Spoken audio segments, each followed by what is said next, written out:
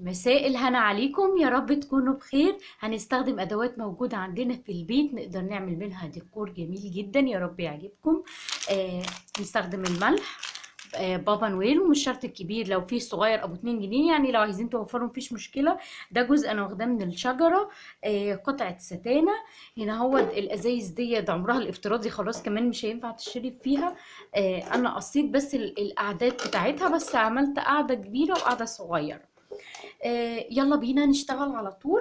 اول حاجة ان احنا هنجيب بابا نويل، هنلزقه في القطعة الكبيرة، بس هنلزقه من هنا كده. قبل ما نلزق الشجرة هنجيب قطعة قطنة صغيرة لو موجودة عندك، لو مش موجودة خلاص.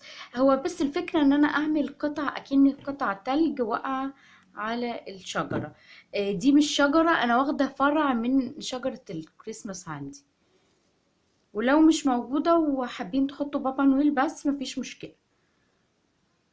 يعني انتي لو عايزة توفري على قد ما تقدري وتعملي برضو شكل ديكور هيتعمل. فكرة الإزازة وفكرة بابا نويل. احنا حطينا زي ما انتوا شايفين قطع من القطن. هنبتدي برضو نلزق الشجرة ورا بابا نويل كده.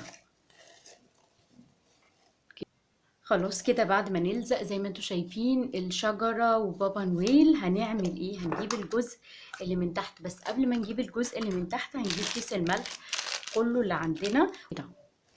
هبتدي انزل الجزء اللي من تحت دوت، ادخله في الازازة، يعني احاول، هو هتلاقيه دخل معانا ان ده بلاستيك اهو بالطريقة دي. شايفين زي ديكي شكل زي ما انتوا شايفين اختلط كده الشكل كله اكني تلج، مديه منظر جميل خالص. مره واحده نلزق دي، مره واحده الجزء ده كله كده، هنلف عشان ندخلها مره واحده ونضغط بقى، هتلاقوها نزلت معانا عشان تلزق. نجيب حته الستانه بتاعتنا ونلزقها،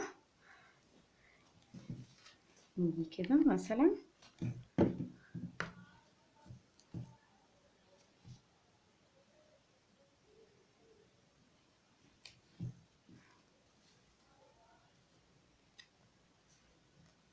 كده كده. لو في لزق فايض او طالع مننا، قطعة الستانة دي هتداريها خالص.